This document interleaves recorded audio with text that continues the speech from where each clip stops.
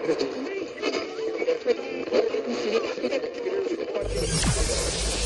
ready for unique, rare, and little-known treasures from the golden age of radio. You're listening to The Amazing World of Radio with Adam Graham.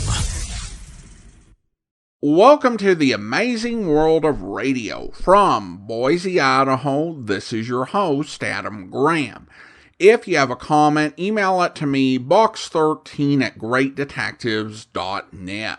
Well, we continue our series of radio to screen to radio adaptations with another episode of the Screen Guild Theater, and this one features a spin-off of Fibber, McGee, and Molly, The Great Gildersleeve. The Great Gildersleeve began as a supporting character on the Fibber, McGee, and Molly radio program, but became very popular in his own right. Harold Perry began appearing as Gildersleeve in movies even before the Gildersleeve radio program launched, let alone the Gildersleeve movies. Now, 3 of these were big compilation films with other famous stars of radio in them. 2 were with Fibber, McGee, and Molly, as well as Edgar Bergen and Charlie McCarthy. It's like the old-time radio version of The Avengers for comedy. And another film where he played Mayor Gildersleeve,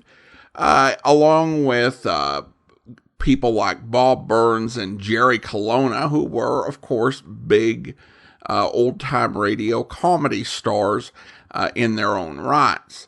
And then he had a couple where he appeared as Gildersleeve where it's kind of random. That was the case with the movie 7 Days Leave, which was released along with the Gildersleeve movie set. And when I watched it, I was like, what? Why was Gildersleeve in this movie? What was the point of it? But he was so popular in the early 40s that you just give him a random part as the Great Gildersleeve. No, you don't give Harold Perry a random part with a random character. You have Harold Perry play the Great Gildersleeve and just hope it makes sense. But then once Gildersleeve hit the radio and was a big success there, it was inevitable that he would come to film and there would be 4 Great Gildersleeve films made. The Screen Guild Theater presenting today is an adaptation of the second of those films, Gildersleeve's Bad Day, which was originally released in 1943. The original air date on this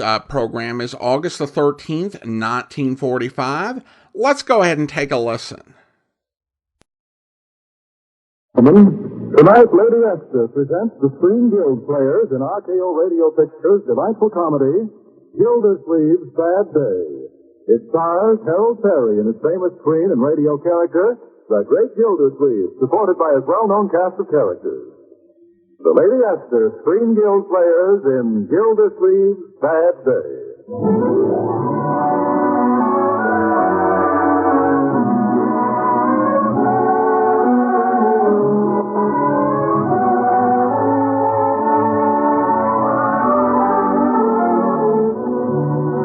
As it must come eventually to all good men and true, there comes now to certain citizens of Summerfield the call. Got a summons for you.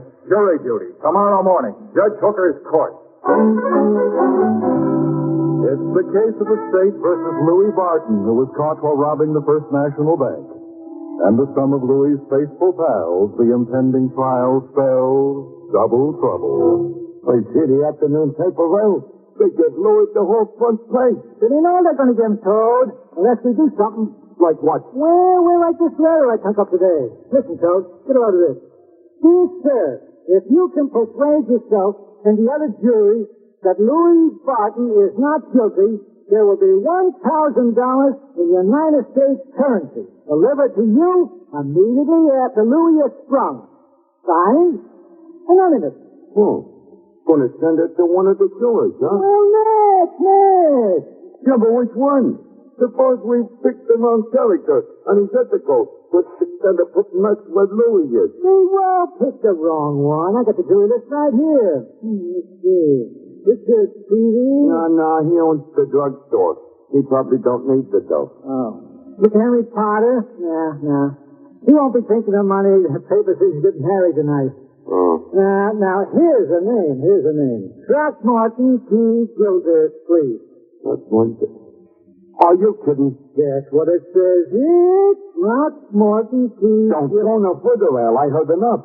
Well, any guy with a label like that, I bet 8 to 1 that guy's out kidding.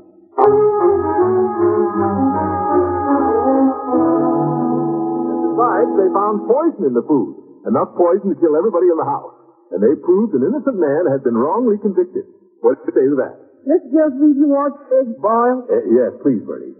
Then there's the case of State versus Minnie Hofberger, Boston, 1923. Minnie was accused of throwing her husband out of a third-story window. He lit on a pile of coal. How to so? That's beside the point, Bertie. It was a pile of coal. I mean the eggs, Mr. Gildersleeve. Oh, the egg. About 4 minutes, Bertie. If you can do it in 3, so much the better. Morning, Uncle Mort. Well, good morning, Leroy. Now, Bertie, to continue. A letter for you, Uncle. It was in the mailbox. Letter, thank you, my boy. Let's see, now where was I? Oh, yes. The defendant was on the stand undergoing cross-examination. Isn't it true that you discussed the possibility of murdering your husband? Huh? Well, isn't it? Mr. Gildersleeve, I ain't even married. Answer the question. Answer the question, yes or no? No, sir. Your witness, sir. Mine? I mean, she may step down. Mr. Gildersleeve, I ain't even up. Hey, you're not going to be the district attorney in this trial. You're just going to be a juror. Be quiet, Leroy, quiet. Besides, what's more important than a juror? Especially one with my legal background. I guess the background's pretty important when all you have to do is sit. Yep. That's beside the point, Leroy. And furthermore... Somebody's honking outside. Uncle Mort, Judge Hooker and your Share the Ride group are waiting out front. They are? Bertie, never mind the eggs. Just pour me a slice of toast. Slice me a cup of coffee. Oh, forget it. I'll go along as I am. In your bathrobe? I promised I'd be ready with... Huh? Silly me. My coat's in the hall. Here, Marjorie, I'll leave this robe with you. Good idea, Uncle Mort. I plan to send it to the cleaner today. Oh, I'll have to rush. Goodbye, everybody, and wish me luck. Why should we have to wish him luck? Uncle Mort's not on trial. No, but the trial isn't over yet.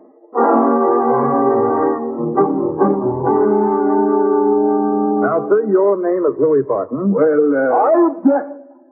What for object? Now, look, Gildersleeve, you're just a juror. Your Honor, he was asking a leading question. Quiet. In Section 364 of the Penal Code, it specifically states... Quiet, Throckmorton, and sit down. Oh, good. Prosecutor will continue. Thank you, Your Honor. Now then, will the defendant please tell the court his name? My name's Louis Barton. And your occupation? Explosives engineer. Oh, I see. I see. And, of course, that accounts for your possession of a bottle of nitroglycerin when arrested in the alley back of the First National Bank on the night of... I object! Your Honor, this is too much. Is this juror acting as defense counsel, too? If it pleases Your Honor. Silence! But, Your Honor, it's not been proved that the defendant had nitroglycerin in his possession, and the bottle in question has not been introduced as evidence. According to Section 300... Throckmorton, Gildersleeve, you will return to your seat and listen to the evidence, or this court will find you in contempt. But, Horace, Your Sit Honor... down! Yes, sir? District Attorney will proceed. Hang an innocent man.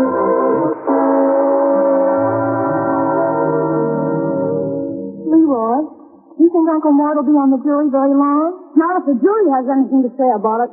Gee, I hope they'll be free soon, Marge. We need him to help us raise money for the canteen fund. Mm-hmm. Uncle's done better than anyone. He got Mrs. Hastings to pledge $1,000. He's going to send it over tomorrow. Gee, that's, well, $1,000 bucks. And with what we raised at the dance and on the program. And our home front drive. Home front drive, what's that? That was Mary Ellen's idea. You see, you go to the butcher and the grocer and people like that, and you say, we think you ought to give 10% of all the business you get from us this week. You can raise a lot of money that way. Why don't you just get a gun? Don't be serious, for charity.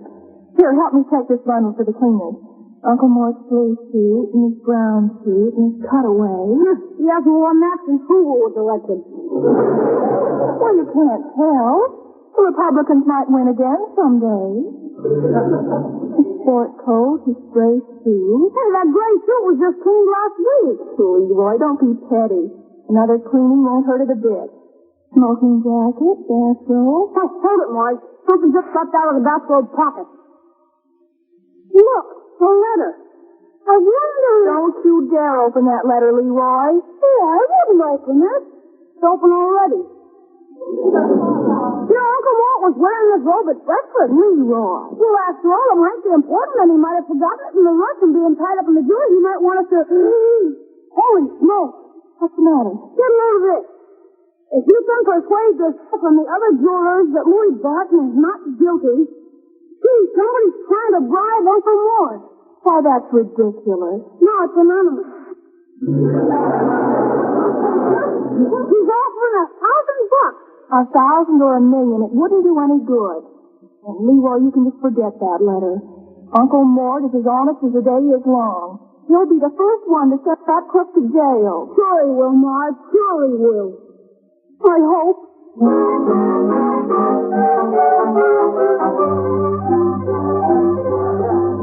I'm sorry, gentlemen, but I must be honest with myself. I find I'm still forced to vote not guilty. Oh, Gildersleeve, we're 11 to 1 for conviction. After all, man, the evidence. The evidence is purely circumstantial. I'll leave it to Mr. Peavy here. Didn't say that. The man was caught right there in the bank. That makes no difference. Anybody might walk into a bank, even me. This fellow is simply a victim of circumstances. I say that. He's already served 3 terms for robbery. This has nothing to do with the case, Peavy. Remember, there were no fingerprints. There was no loot found on his person. No corpus delicti. Oh, Gildersleeve, you don't know what you're talking about. We're 11 to 1. Now vote for conviction and let's get out of here. Mr. Potter, this is a matter of justice. That's what I say, huh? Got to get back to my drugstore. Peavy, you can get somebody else to take care of your drugstore. Yes, but what about me? I was married last night. What about my wife? Anybody else got any questions?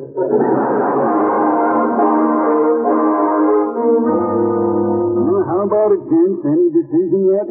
Not yet, bailiff. We're still tied up. It's midnight, gents. You gonna stay out all night? We will if Gildersleeve has his way. It's after 2, gents. You gonna be much longer? Well, I wouldn't say too much longer, Bill. I think we're beginning to see eye to eye.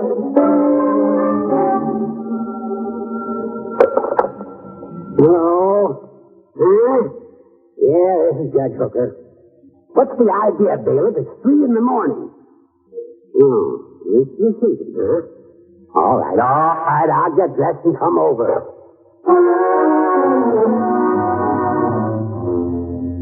Gentlemen of the jury, have you arrived at a verdict? We have, Your Honor. We find the defendant not guilty. Did you say not guilty? Mm-hmm. That's right, Judge. Very well. The defendant is discharged. Thanks, Your Honor. Thanks, fellas. Gentlemen, I don't have to tell you my opinion of this verdict. How 12 men could so utterly disregard We the want to convict him, Judge, but Gildersleeve convinced us of a reasonable doubt. Oh, Gildersleeve, huh? Well, I'm convinced of a reasonable doubt myself. Oh, are you, Horace? Are you really? Yes, a reasonable doubt of my own sanity in ever having let you serve as a juror in this court. That's all, gentlemen. Jury is dismissed.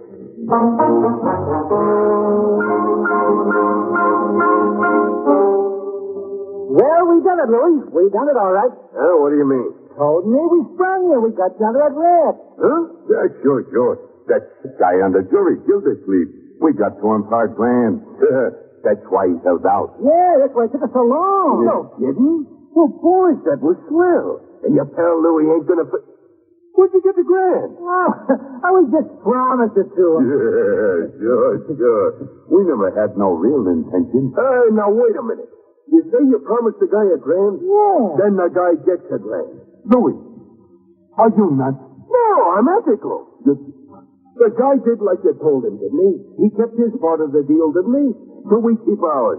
Louis Button ain't no Welsh. But we ain't got the grand. So we get a grand. It's early yet, and I know just the spot. But Louis, you just got out of one rap. You heard me. I said Louis Barton ain't no Welcher. Now, pipe down, both of you, and get out the tools.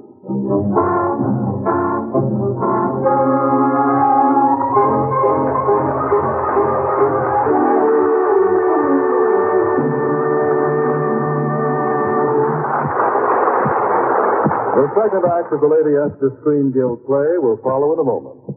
Now, a word from Lady Esther. Women who have tried Lady Esther's bridal pink face powder tell me it's the most useful and flattering shade I've ever achieved. They tell me they can actually see the years slip away, can see themselves become 10 years younger looking.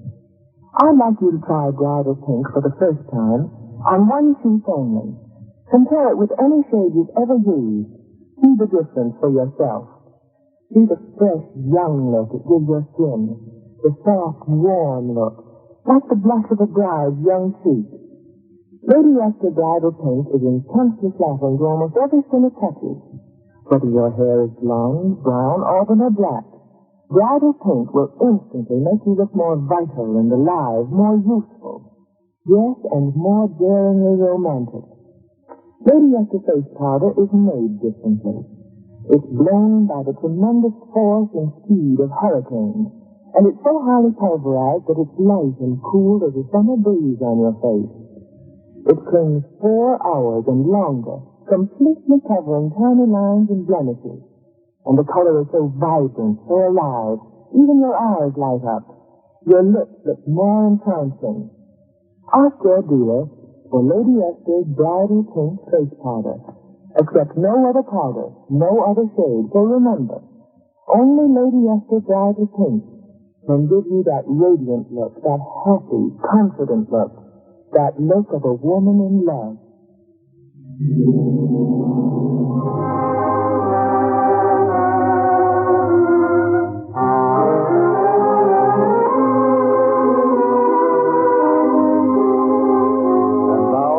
To present the second act of Gildersleeve's Bad Day, starring Harold Perry as the Great Gildersleeve.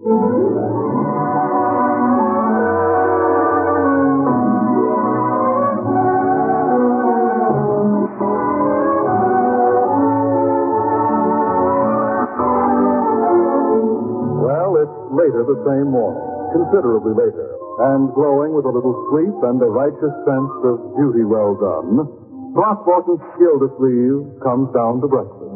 Well, good morning, everybody. Beautiful morning. Good morning, Leroy. Good morning. And Marjorie, my dear, how are you this morning? I'm not quite sure.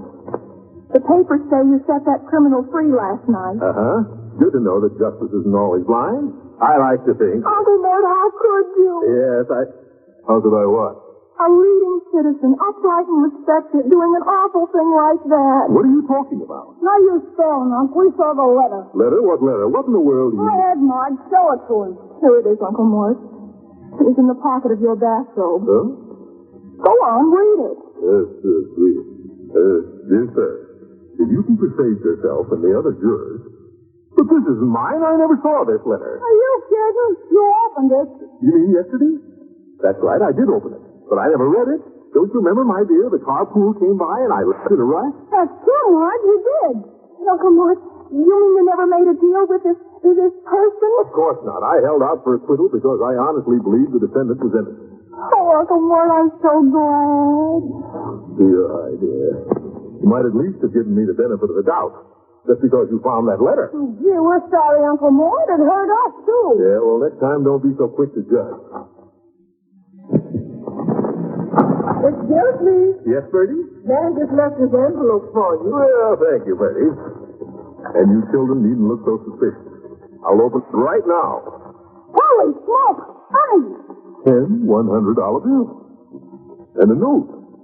Here is the money as promised. Oh, Uncle Mort, we believed you. No, he wouldn't make a deal, not him.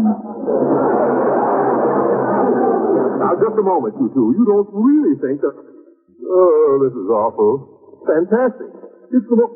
Wait a minute. I know. Yes, so do we. Yes.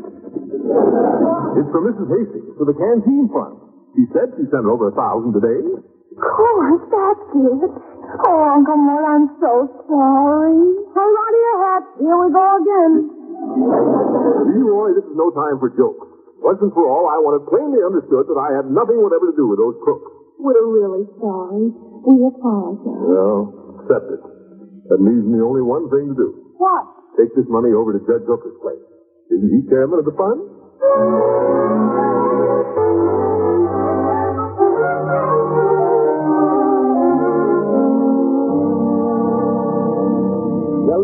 I shouldn't even be talking to you this morning. After the way you acted last night. Now, Horace, that's not the right sort of attitude. I brought you a contribution to the canteen fund. $1,000 to Mrs. Hastings. Here you are. Oh? Well, in that case, sorry I've been so touchy, Gildy. Not getting any sleep and all? Sure, Horace, it's your old age. I understand. Put this money in the safe, and I'll write you a receipt. Horace, safe. Wouldn't it be better in the bank? Why? Well, I mean, that safe doesn't look very rugged to me. Oh, nonsense, Gildy. Guaranteed to be burglar-proof. Got $1,000 of my own money in here. Oh. Here you are. I just put this envelope in my, Hey, that's funny. Oh, what's the matter, Horace? Anything wrong? Wrong? Wrong? Why, you simpering idiot, I've been robbed.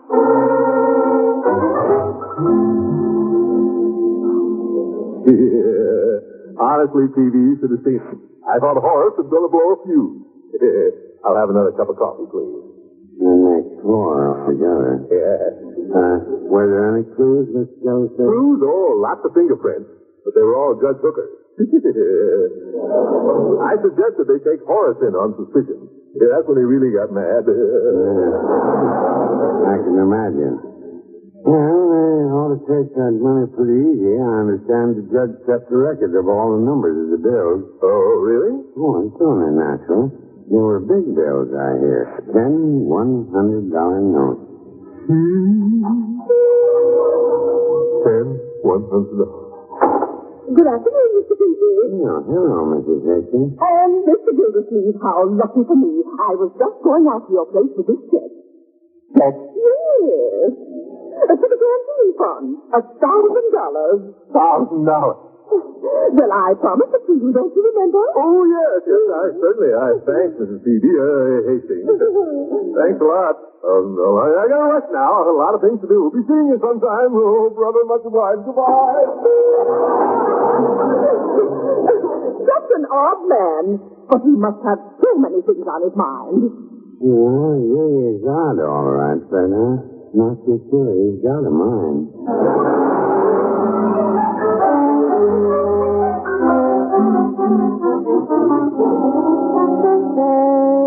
Don't you see, Marjorie, it all adds up. If that $1,000 I got didn't come from Mrs. Hastings... It must have come from someone else. From those crooks. Right. They must have thought I was playing their little game with them. And they robbed Judge Hooker to pay you off. Oh, brother. That's what makes it so bad. Horace has the numbers of those stolen stoves. And when he checks that money I took to him... They figure you're the one who robbed his safe. Yes, you're in a spot. You could go to jail. Leroy. Don't mention that word. Oh, how do I get into these things? Must be a talent. Yep. Uncle Mort, what'll you do? You can't deny you gave that money to Judge Hooker. No. And now it's in his safe. You can't get it out. No. I can't, can I? I can't get it out. What's he got to laugh about? I guess it's a strain. Come on, Leroy. We got to put him to bed. I can't get it out, can I?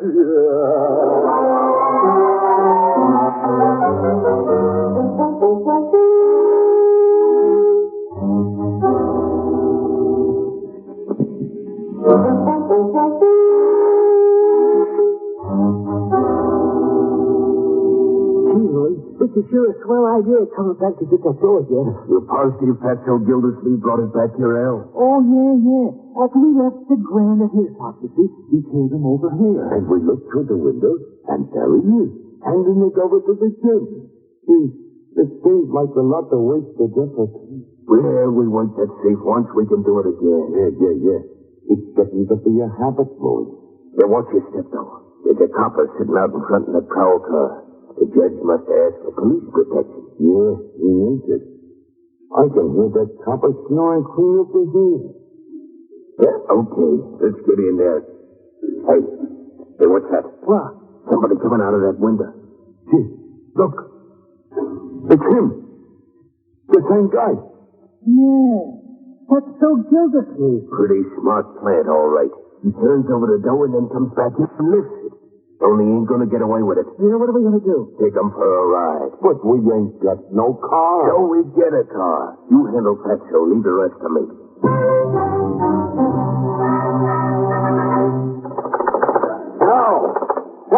Hello, headquarters. It's Judge Hooker. Yeah, I had a bad dream a few minutes ago. Woke me up, and I went into the den to get a book, and... No, there was no police car out in front. If there was, I wouldn't be calling you. Who cares what happened to your old police car?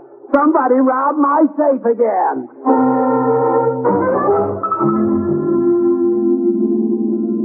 Yes, keep your hands on the wheel, Patso. Remember, there's 3 of us sitting back of you. Yeah, 3 of us. And a gun? Where are you making me drive to, gent? Oh, to a nice quiet spot in the country, pal.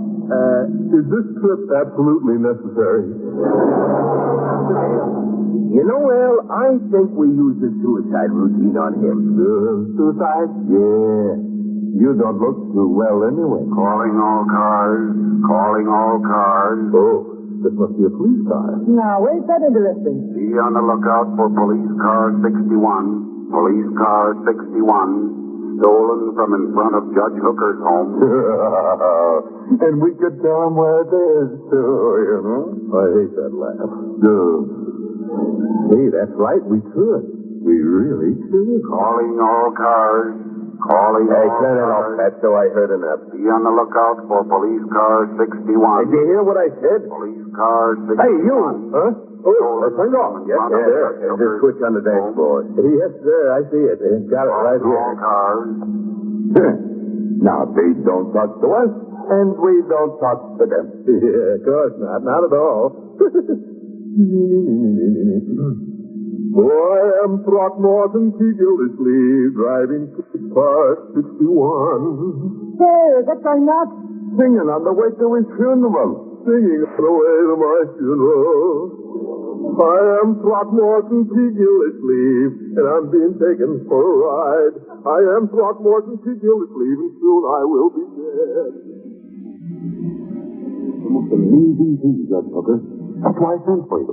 I'll tune in car 61 on the radio again. Now listen, Judge. Singing on the way to my own funeral, singing on the way to my grave. You know, fellas, when the police find out that you robbed Judge Hooker's house 2 nights in a row, it's going to be pretty tough for you, Barton. Louis Barton. And how do you figure they'll find out, Mr. Gildersleeve? Gildersleeve. Oh, they'll find out, all right. Yes, sir. Well, I am Throckmorton T. Gildersleeve on the beautiful Oak Post Road. The Oak Post Road. Come on, Judge. We gotta hurry.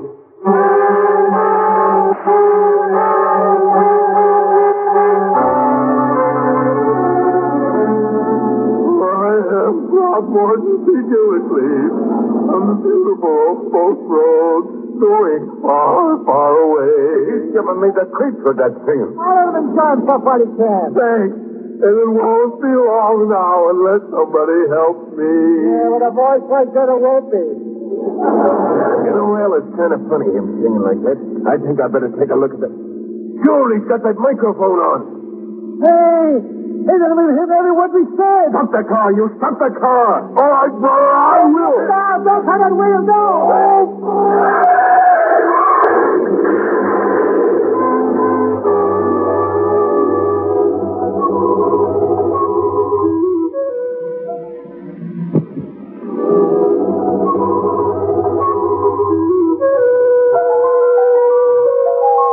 And then all I did was spin the wheel, and when I woke up, I was here in the hospital. Oh, Uncle, you're wonderful. You're terrific, Unc.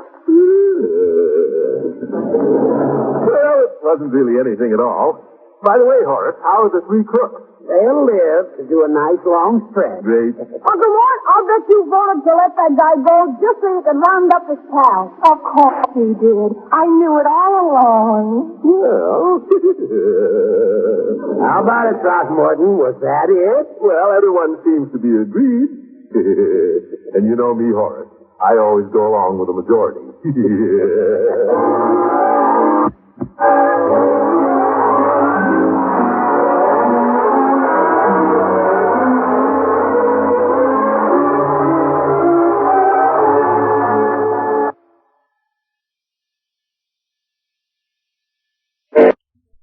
Welcome back. I didn't care for the movie version of Gildersleeve's Bad Day, but this radio version is actually pretty good. And this is a case where the radio version becomes better than the film version by just making the story focused, because it's got to fit into a half hour. And I think with the film version of Gildersleeve's Bad Day, the problem was that there were just so many little extraneous plots that weren't all that interesting or funny. Core plot of Gildersleeve's Bad Day, that he goes on a jury in a mood to acquit or to look at the evidence more seriously in a way that will acquit the defense, but also at the same time gets an offer of a bribe, I think is a pretty clever idea. I also like the acquitted criminal's idea that he's got to steal from Judge Hooker as it's the only honorable thing to do. Also, I like that they added the crooks having Gildersleeve turn off the receiver, because in the movie they had the receiver and the transmitter buttons, and Gildersleeve turns off the receiver like on his own volition, since they are broadcasting him as a wanted man. Having the criminals do it makes it work better and has his move look a lot more clever, because he kind of improvises it out of something that somebody else did. And let's go ahead and be clear that Gildersleeve makes the really bold, brash decision to crash the car that a lot of people, like even in the adventure movies and radio programs, did not opt to do. Great Gildersleeve is not a character who faces life-threatening peril with nothing left to lose. And I quite like the idea of taking a character like that and finding out what he'll do, and then finding out that there are some guys who look harmless enough, but you really don't want to push too hard or too far because you don't know what they're going to do. I don't know how the idea that the Great Gildersleeve, if facing death and without his family present to have to worry about and protect, he will take you out. He will end you, even if it means dying in the process. This is the type of thing you would never know was in The Great Gildersleeve if you've not seen the movies or listened to the adaptation. One other thing that was kind of funny was in the courtroom when he was objecting. He was, of course, entirely out of line in terms of objecting as a juror. However, his objections, on the other hand, kind of had a point. I've watched a gentleman who has critiqued movies with legal scenes for their lack of legal realism. And one thing that he comes back to time and time again are the things that Gildersleeve mentioned. He'll watch these legal movies and he'll be constantly saying things like, they didn't lay the foundation for this question. They are referring to an exhibit, but they haven't introduced it into evidence. Things that the Great Gildersleeve called out in this movie. I mean, this is the one movie that gets that right. Everybody in the courtroom acting not only like Gildersleeve shouldn't be objecting, but that he doesn't know what he's talking about. When in reality, he shouldn't be objecting, but he's also kind of correct. Also, I love them getting the radio cast to perform this. In particular, Earl Ross as Judge Hooker is just perfect. I didn't think the film version was bad, but it wasn't Judge Hooker. That voice and Judge Hooker just go together perfectly. And of course, I should mention that this is a nice little opportunity for CBS. The Great Gildersleeve was an NBC program. So getting to effectively do a, for all intents and purposes, episode of The Great Gildersleeve on CBS is a nice chance to capture some listeners. Of course, Fibber, McGee, and Molly was also an NBC program, but The story that Screen Guild Theater adapted didn't include any of the really iconic Wistful Vista characters. Here they get the whole Gildersleeve household, they get Judge Hooker, they get Peavy. There's a deeper bench of supporting characters for Summerfield, but doubtless many Gildersleeve fans turned to CBS to listen to this episode. The Gildersleeve radio program wouldn't actually be back until September the 3rd, as it was on its summer vacation. Well, I hope you enjoyed this episode. We will be back next Wednesday with another radio to screen to radio adaptation. If you do have a comment, email it to me, box13@greatdetectives.net. From Boise, Idaho, this is your host, Adam Graham, signing off.